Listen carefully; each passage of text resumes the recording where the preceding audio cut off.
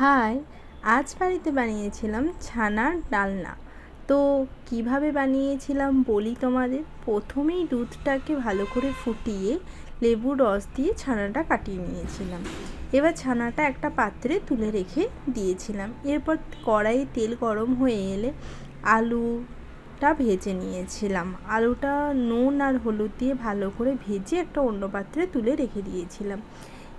এরপর ছানার বড়া তৈরি করার জন্য একটা পাত্রে ছানা, তার সাথে লঙ্কা গুঁড়ো, হলুদ গুঁড়ো, জিরে গুঁড়ো, অল্প পরিমাণ নুন, কুচিয়ে রাখা আদা কুচি আর অল্প পরিমাণ রুল ময়দা দিয়ে ভালো করে মেখে বড়ার আকারে শেপ দিয়ে ভেজে নিতে হবে এপিট ওপিট করে।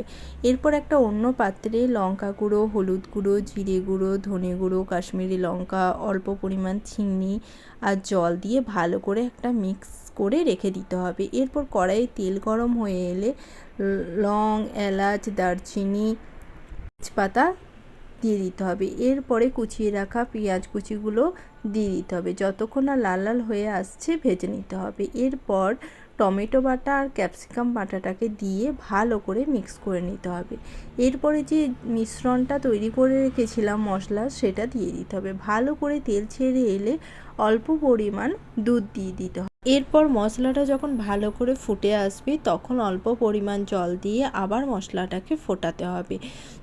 ফুটে এলে উপর থেকে কাসুরি মেথি আর ঘি আর গরম মশলা দিয়ে আরও কিছুক্ষণ ফুটিয়ে নিতে হবে। এরপর ভেজে রাখা আলু আর ছানার বড়াগুলো দিয়ে দিতে হবে। ছানার বড়া যেহেতু ভেঙে যাওয়ার ভয় আছে, তাই আস্তে আস্তে দিতে হবে। দিয়ে একটু খুন্তি দিয়ে ভালো করে চেপে চেপে রাখতে হবে। কিছুক্ষণ ফুটে এলেই তৈরি হয়ে যাবে আমাদের ছানার ডালনা। তাহলে কেমন লাগলো বলো, আর সাবস্ক্রাইব আর লাইক করতে ভুলো না। বাই।